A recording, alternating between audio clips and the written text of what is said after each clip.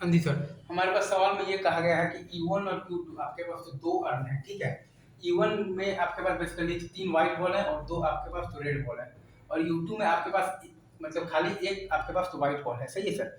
अब हम लोगों ने बेसिकली एक फेयर कॉइन को टॉस किया है, राइट? और अगर वो कॉइन पर हेड आता है तो हम लोग एक बॉल निकालते हैं E1 में से और उसको रख देते हैं U2 में, और अगर वो कॉइन पर आता है टेल तो हम लोग E1 में से बेसिकली 2 बॉल निकालते हैं और उसको रख देते हैं हम लोग U2 में। अब हम लोगों ने एक बॉल को रैंडमली निकाला है फ्रॉम U2, ठीक है सर? और हमने ये पाया कि वो बॉल का कलर है व्हाइट, तो अब हमें बताना है तो प्रोबेबिलिटी कि वो कॉइन पर हेड आया होगा। तो ये पहला केस है आपका कि कॉइन पर हेड आया है और E1 में से हमने बेसिकली कौन सा बॉल निकाला है? तो व्हाइट बॉल निकाला है। दूसरा आपके पास केस है कि कॉइन पर आया है हेड और E1 में से हमने बॉल निकाला है, बेसिकली तो कौन सा बॉल निकाला है? तो रेड बॉल निकाला है। ये केस है कि आपका कॉइन पर आया है टेल और E1 में से हमने बेसिकली दोनों ही बॉल निकाला है, वो व्हाइट बॉल ही है। ये केस है कि आपका कॉइन पर आया है टेल और E1 में से हमने बेसिकली एक व्हाइट और एक रेड, मतलब कि एक रेड और एक व्हाइट, मतलब कि एक व्हाइट और एक रेड बॉल निकाला है। ये कैसे हमारे पास कि कॉइन पर आया है टेल और E1 में से हमने बेसिकली एक व्हाइट और एक रेड बॉल निकाला है, तो 2 से इंटू करना पड़ेगा कि व्हाइट रेड और रेड बॉल हो जाएगा, ठीक है?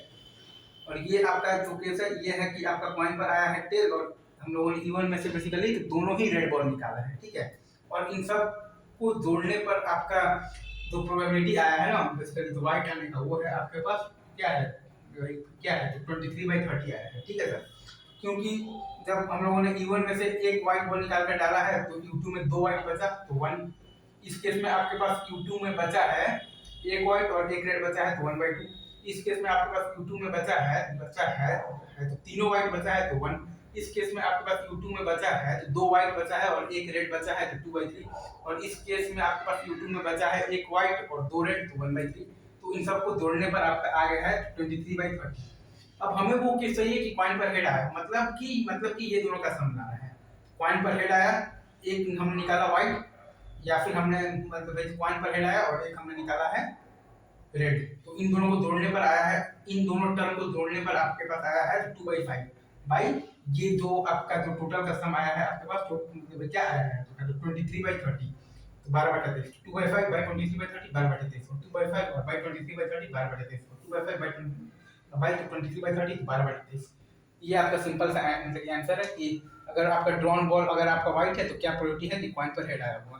अगेन बेल थ्योरम का, पोस्टमॉर्टम थ्योरम का बहुत ही आसान सवाल है। आई गेस आपको समझ में आ गया होगा। Thank you very much, love you guys.